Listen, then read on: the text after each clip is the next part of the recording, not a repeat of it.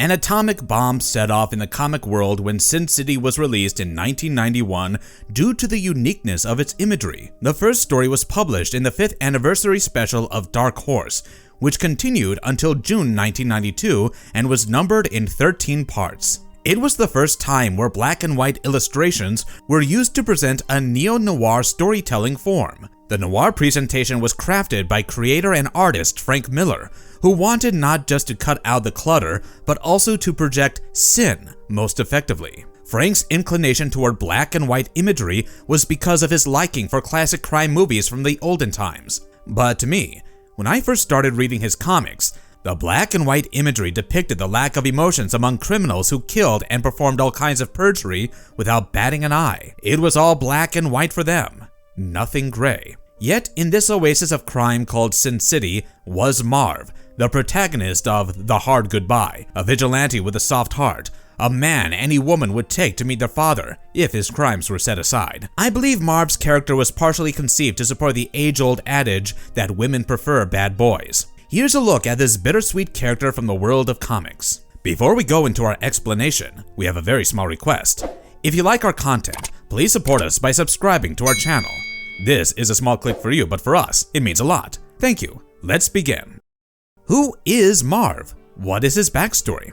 Katie's Club Picos, a nightclub in Basin City owned by Katie, is usually frequented by unstable and violent men, yet it's known to be the safest place. One such regular visitor was Marv, who stands tall at 7'9". He's an ex-convict, and contrary to his violent and angry demeanor, he's a ladies' man known for his extraordinary chivalry. With Marv around, the lady employees, mostly strippers, had no worries about being assaulted or molested. Marv hangs out at the bar with his friend Josie, Nancy Callahan, Dwight McCarthy, and Shelley, who also works there.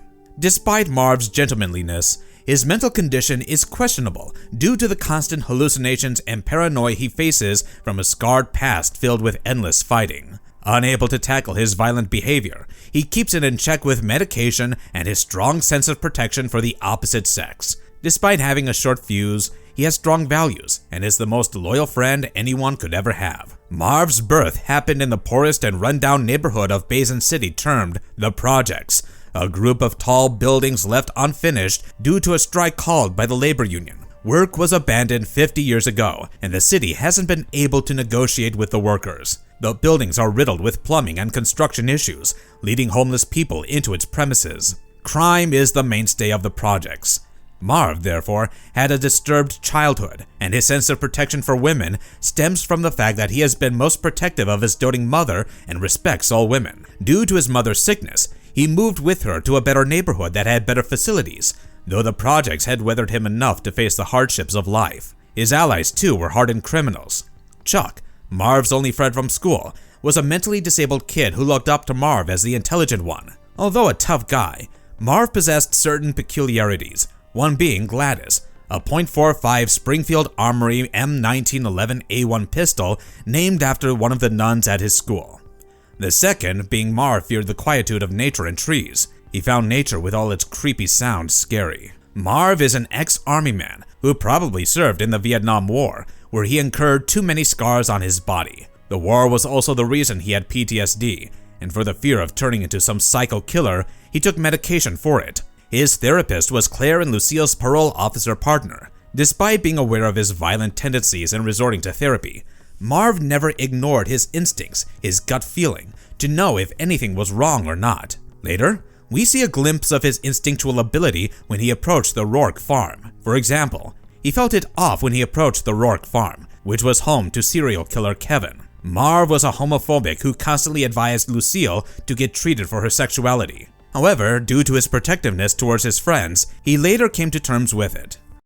Rule of Marv, the indispensable character of Sin City comics. Marv's appearance has been in a series of comics, and his role is memorable. Marv became a permanent member of Sin City when he excelled at what he did, killing. Marv was like a soft-hearted vigilante who didn't hesitate to beat up a few irate and vulgar people who deserved to be shown their place. His reputation earned him many friends from the lower strata of society and, at the same time, made many enemies too. Ranking high on his friend list was Katie, who offered him free beers for life since he had helped her when goons were threatening her. Nancy Callahan, a law student who worked as a stripper at Katie's revered Marv as a guardian angel. He had bashed up a guy who tried to molest Nancy, and ever since, she has had no problem dancing on stage. Nancy has a good friendship with Marv and helps him whenever required. His other friend, Lucille, helped him when he got in trouble with the cops. Marv didn't have a stable job, and his earnings constituted those obtained after stealing from thugs. He traveled on foot and fancied trench coats, which he took off his victims if he liked them. Once, when he was beating up a thug named Stan, he noticed the bleeding caused due to the bashing would spoil the trench coat Stan was wearing, so he asked him to remove it first. This was similar to when Marv was stealing a car from a hitman, and Dwight McCarthy complained that blood shouldn't spill on the upholstery. Marv's role in Sin City isn't complete if I don't mention his presence in these iconic storylines. Marv's role in the Silent Night storyline isn't from a specific timeline and could have happened later in his life. It starts on a wintry night in Sin City, when Marv visits a shady joint that offers the ugly pleasures of using preteen girls to perverted men. Posing as a perv, he gets an entry and finds the place teeming with big-built bodyguards and the owner who had kidnapped a young girl. Marv doesn't think twice before killing them and rescuing the girl, whose name is Kimberly. All Marv could bring himself to tell the girl was that her mother was looking for her. He drops the girl, restoring the cycle of justice in Sin City. In the storyline, That Yellow Bastard in Just Another Saturday Night, Marv is out to figure the reason why he had killed a group of young men. The story starts with a night when John Hartigan, out on parole, comes to meet Nancy, and both leave Katie's bar for fear of being followed. Marv witnesses the duo leaving the bar and feels a deep pain in his heart since he has always had a crush on Nancy. After this, Marv could not recall what had happened since he had found himself on the highway that passed by the projects. He was in the midst of dead young men and couldn't fathom how he had gotten there. He had got himself drunk after seeing Nancy leave with John. He remembered Josie giving him a bottle to drown his sorrows. When he stepped out of the bar, he saw college kids going berserk, trying to set drunkards on fire. One of them provokes Marv by shooting at him and calling him a Bernini boy. In retaliation, he kills one of them and goes after the rest. On the way, Marv damages a police patrol car and grabs some random car. The boys were heading to the elite Sacred Oaks, but Marv stops them and kills the last of the brats. Before he reaches the projects, he knows they are under surveillance, so he gestures to one of his neighbors that it's him, and they all help him get to the boys. They fire arrows at them and pass him a knife. When Marv reaches the last of the bunch, he asks him why they had called him a Bernini boy, who responds that it was because of his trench coat that had the name Bernini on it. Marv slits the boy's throat, wondering where he got this trench coat or the gloves. And these constant spurts of memory loss make Marv live in a state of constant unraveling of his life's events. In the story, A Dame to Kill For, Marv and Dwight are getting ready to meet with Damian Lord. Dwight meets Marv at Katie's club, where Dwight is out on a date with his girlfriend, Ava Lord. Since she was allowed only a restricted amount of time, Damian's loyalist and stooge Manute comes to take Ava back to Damian's mansion. Marv asks Dwight if he wants Marv to eliminate Manute, and as they leave, Marv remarks that Ava is a dame to kill for. After knowing that Ava was subjected to domestic violence by Damian, Dwight asks for Marv's help to take down Damian. To put his plan into action, Dwight comes to the bar where Marv and Josie were in a brawl with some punks. The brawl gets serious, and one of the punks points a gun at Marv, but the punk is knocked down. Dwight and Marv go to Damian's estate and storm in after getting drunk at the bar and watching Nancy dance. While Dwight and Marv weren't best friends, Dwight got Marv inebriated and charged enough to attack Damian. At Damian's estate, Dwight gets double-crossed by Ava, while Marv goes after Manute and gouges one of his eyes. Ava shoots at Dwight, but Marv saves him in time as they dash for the exit. Instead of getting into Dwight's Mustang, Marv steals Damian's Tucker 48. Being the guy who doesn't abandon a person in need of help, Marv drives Dwight to Old Town to attend to his wound. But on the way, a cop on a bike intervenes, but Marv fights him. This leads to the cops chasing the duo on a chopper until they reach Old Town, where they separate. Blue Eyes is part of the series Lost, Lonely, and Lethal, which was republished later in the comic series Booze, Broads, and Bullets as the 6th story. This story introduces the assassin Delia, nicknamed Blue Eyes by her old lover Jim. Delia is tasked to kill Jim to prove her allegiance to the Colonel's Guild, so she goes to get him. Marv's presence in this story is minimal, since the story continues with Jim stepping out with Blue Eyes to get intimate with her. While they are in the throes of passion, Blue Eyes, aka Delia, takes Jim's life and becomes a hit woman. The mysterious man Jim thought was following him earlier was the Colonel watching Blue Eyes to see if she had completed her assignment. This was the series in which Marv meets Goldie. In the story, Nancy's Last Dance, Marv sees Nancy's deteriorating mental strength and offers to help her fight and kill Rourke. As they go for Rourke, they get attacked by many bikers. Marv kills all of them and heads to Rourke's residence. In Rourke's compound, the duo mount a lethal attack on Rourke's bodyguards, and Marv heinously kills each one of them while Nancy uses the crowbar to pick the guards. Marv gets wounded in this fight, and Nancy faces her nemesis, Rourke, on her own. The Hard Goodbye. The old town was a place that housed Basin City's prostitutes, and Marv avoided this place like the plague. Not because he resented them, but because he felt women could never trust a hulking guy like him. So when Goldie, a drop-dead gorgeous hooker, took a liking to Marv, he grabbed her with both arms. She was the first woman in many years to have bedded him, and naturally, for him, her tender touch melted his heart. He was in love with Goldie. That night, after making sweet love to her, he fell asleep in ecstasy, only to wake up to see the woman he loved was dead. Marv couldn't recall anything about seeing her in this state. Just then, the police arrived, giving the impression that Goldie was killed by Marv, who escaped, bashing up a few cops. Revenge circling his head, Marv rushes to look for the culprit, swearing that he will get the murderer by hook or by crook. He first went to Lucille to collect his pills and get some first aid help, but when she tried to talk him out of it, he didn't abide and set off. Before going on a rampage, he stopped by his mother's place to take Gladys. When Marv went to Katie's, he caught hold of a couple of hitmen and beat them up to reveal information about the murderer. Marv kept going at all the possible hoodlums who could reveal information about the killer of his girl until he reached a man named the Priest, who in turn named Patrick Henry Rourke and his connection to Goldie. At first, Marv doesn't believe the priest, but later he kills him, since he has disrespected Goldie.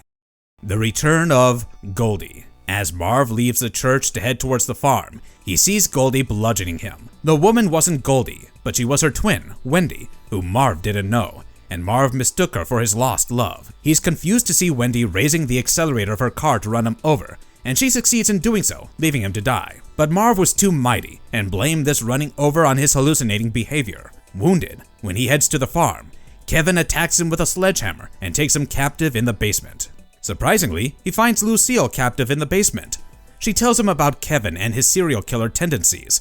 She informs him about his pet killer wolf dog and the fact that Kevin collected his women victims' heads as trophies. When Marv learns the disturbing reality that Kevin had chewed off Lucille's hand while making her watch, he's enraged. Marv escapes with Lucille after Kevin leaves. They run through the woods to find that the cops are chasing them. Lucille, fearing Marv would kill the cops and do something stupid, knocks down Marv instead so she can talk to the police for help. Unfortunately, the police were fake and they killed Lucille. Marv goes mad with anger seeing his friend dead and kills all of them, sparing their leader, who admits Rourke had ordered Goldie's killing using Kevin. Marv finally had a name he could go after, avenging Goldie's death. However, his imaginative thoughts hit him, making him distrust his thinking. Did Goldie die, or was he just bashing up people for nothing? Was he going crazy? He didn't know. Things were now falling into place after Lucille had revealed some hardcore secrets. He heads to Old Town asking about Goldie when Wendy attacks him and cries over the fact that he had killed her twin sister. He pleads his innocence and tells her about the killer.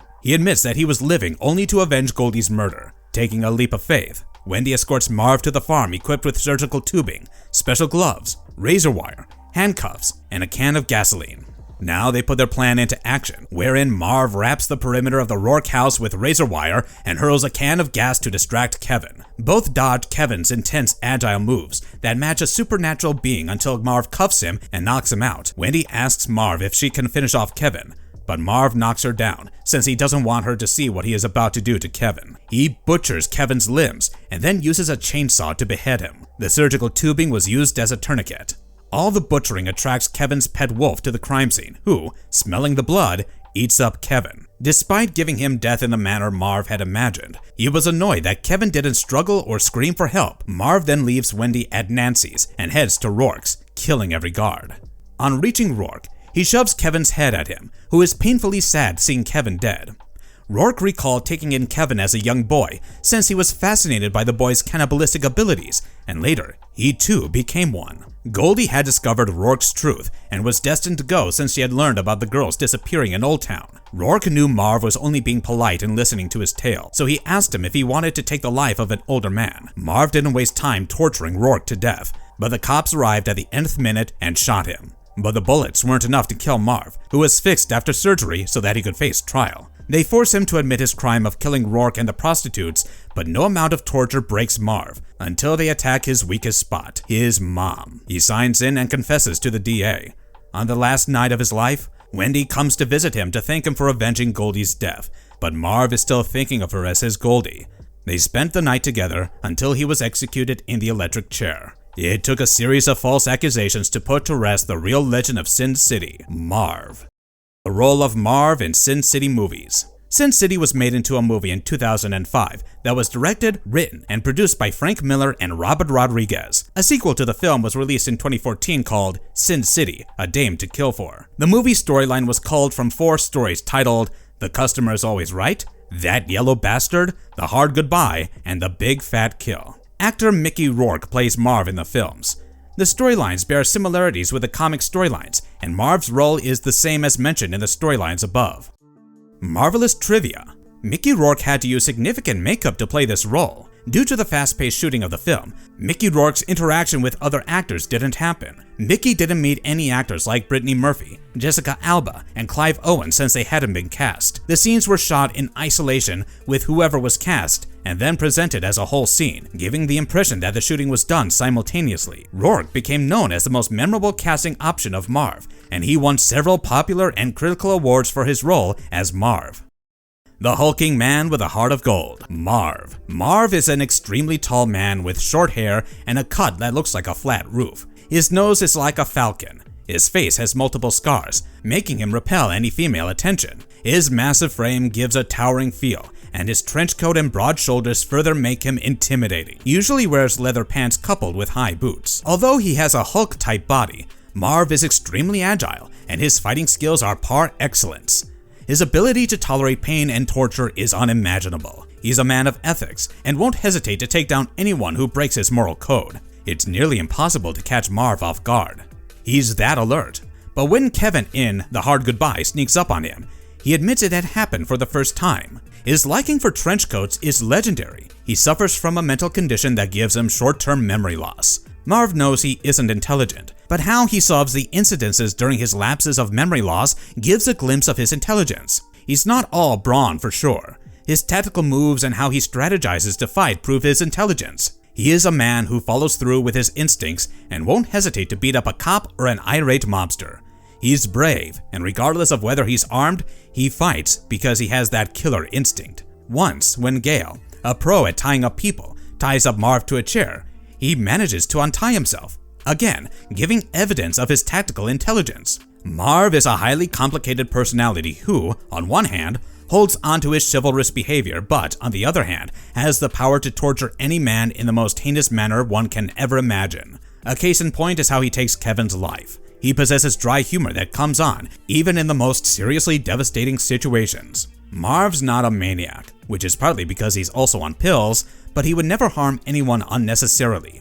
He's a devout Catholic and condones bloodshed, yet he believes in his brand of doing justice to those who do wrong as if he were God's messenger. There's a joke that while it's God's job to render justice, it was Marv's job to arrange the meeting. Marv melts when he sees children. When they're in trouble, he'll help them no matter what. We got a glimpse of this in The Silent Night. Marvelous verdict. I hate calling Marv a villain and have always maintained this reservation of mine. Marv is my Robin Hood. Any man who still follows the rules of chivalry is my idol, and no wonder they call him an anti-hero who was born in the wrong place at the wrong time. Marv's character comes to life with an actor like Mickey Rourke, who gives blood and flesh to him, making his character memorable. In this world, where women's empowerment is a stalemate and atrocities against women are still going on in full glory, Marv stands out as a hero. I would vote for him. Would you? And if you liked our content, don't forget to leave a like and subscribe to us if you haven't already. Have a good one, be safe, and thanks everyone.